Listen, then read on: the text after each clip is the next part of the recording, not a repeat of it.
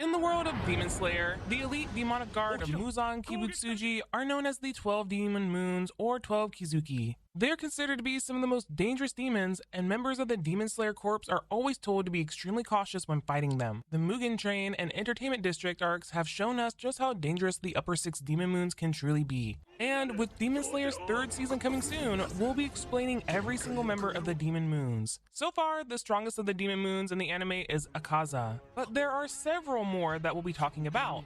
So yes, that does include several not introduced in the anime just yet. Technically, the first Demon Moon we meet in the series is Kyogai, introduced in the Suzumi Manor arc. He was a former member of the Demon Moons, lower rank 6, but Muzan kicked him out for becoming too weak. Honestly, it's kind of easy to see why. While he is pretty terrifying, his powers are incredibly situational and probably wouldn't be that useful outside of his mansion. Basically, Kyogai has a bunch of drums attached to his body. Whenever he beats one of the drums, the layout of the mansion changes around him. It's great for confusing your enemies, but it's also incredibly limited since it means Kyogai can't literally leave his mansion. Plus, we also see that other people can use Kyogai's powers if one of the drums falls off of him. The first actual Demon Moon that we see Tanjiro face is Rui, lower rank 5. He's actually part of the group of demons, all of which have powers that resemble those of a spider. Together, they form something of a family, with Rui playing the role of one of the sons. When Inosuke and Tanjiro fight the father of the spider family, they think that he's the Demon Moon thanks to his terrifying appearance. But he's just one of Rui's servants. Rui's main power involves creating thin, razor-sharp threads that he uses in combat to cut people up. Both him and the family's mother are also seen using these wires to manipulate people like marionettes. Overall, Rui's razor-thin spiderwebs are an incredibly versatile weapon that he's smart enough to use effectively. It's no wonder that he was nearly able to kill Tanjiro during their fight.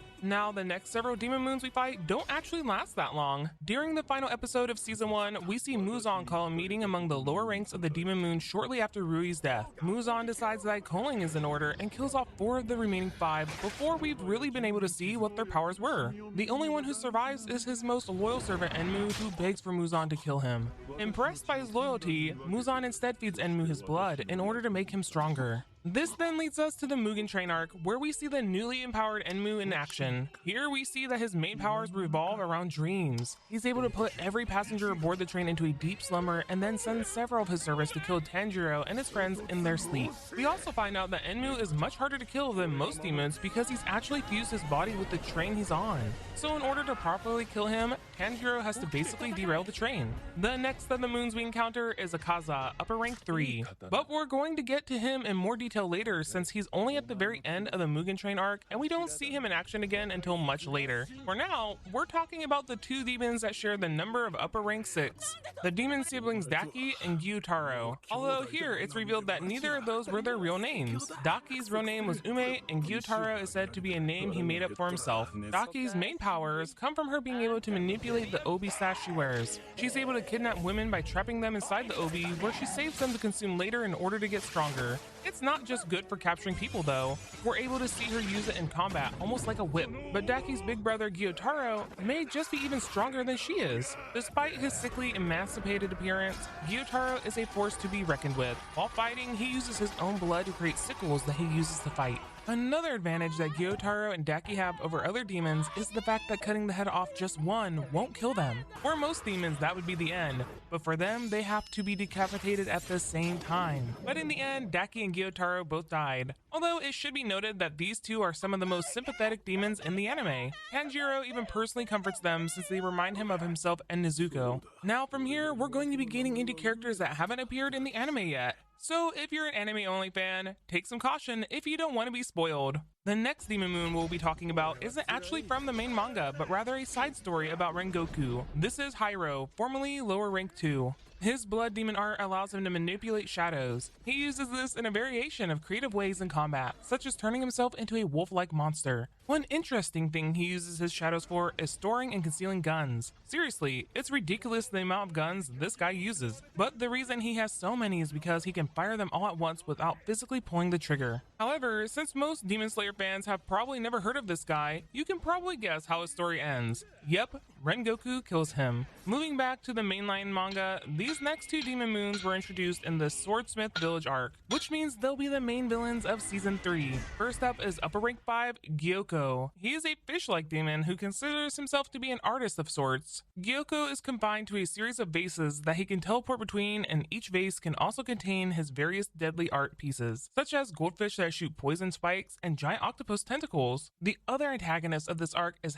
Tengu, upper rank 4, and he may just have the most interesting power yet. At first, he just looks like a feeble old man, and he's also a complete coward. In fact, he's so weak that Tanjiro doesn't even detect his presence when he sneaks into his room. But after Tengu is beheaded, that's when things get interesting. Much like with Daki, when he loses his head, he doesn't die. Instead, every time Tengu loses a piece of his body, it grows into a new form that resembles a younger version of Tengu. These other forms are named Sakido, Karaku, Aizetsu, Zohakuten, and Urami. Each of these forms is based on a different emotion such as joy, anger, or sorrow. Tengu's main body is the personification of fear and cowardice, so his strategy usually involves running away while his other bodies do the work for him. He's also able to shrink down his body to a size so small that it's nearly impossible to accurately hit him. Now, before we get into the top 3 demon moons, there are actually 2 more we'd like to talk about. In the Infinity Castle arc, we learned that Daki and Tengu's places as rank 6 and rank 4 were later filled by 2 new demons, Kaigaku and Nakame.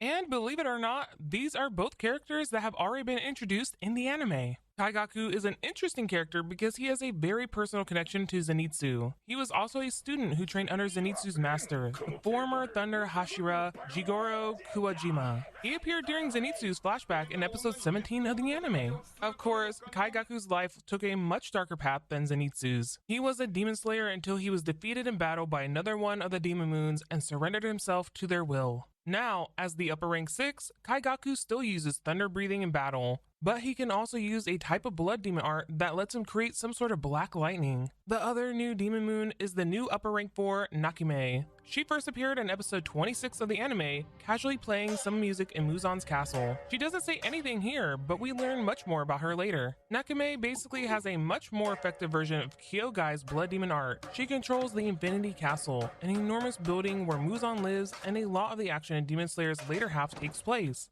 By strumming her instrument, Nakame can control the castle in basically whatever way she wants. Okay, now it's time to get to the top 3 members of the Demon Moons, starting with Akaza. Akaza's fighting techniques are all based around hand-to-hand combat. He uses his body to generate powerful destructive shockwaves that can easily injure a human. Akaza's focus on martial arts is interesting since all of the Demon Slayers are swordsmen. You'd think not having a weapon would put Akaza at a disadvantage, but it's quite the opposite. Once he gets up close to an opponent, his shockwaves can break bones and damage internal organs. As Rengoku learned the hard way, Akaza is a very dangerous enemy. The upper rank 2 of the Demon Moons is named Doma. He's actually made a brief appearance in the anime already. He was the one who turned Daki and Gyutaro into demons during their flashback. Doma's demon blood art gives him the incredible power of ice manipulation. He can generate ice around him from his blood and body. The ice he creates is so cold that it becomes lethal. Even breathing in the air around the frost causes people's lungs to freeze. Doma is incredibly creative with how he uses his ice powers, creating many shapes that resemble things like lotuses or women. And finally, there's the highest ranked member of the Demon Moons, Kokushibo. Before becoming a demon, he was actually a demon slayer himself. This means that Kokushibo can also use one of the breathing styles, in this case, moon breathing. It allows him to create sharp crescent-shaped blades whenever he attacks. As a demon, Kokushibo is almost immortal, and over the hundreds of years he's lived, he's perfected his moon breathing, making him an incredibly dangerous foe. Even his katana is more dangerous than the usual Nichiren blade. It's actually made of Kokushibo's own demonic flesh. So these were all the known demon moons from Demon Slayer. Even though not all of them have appeared in the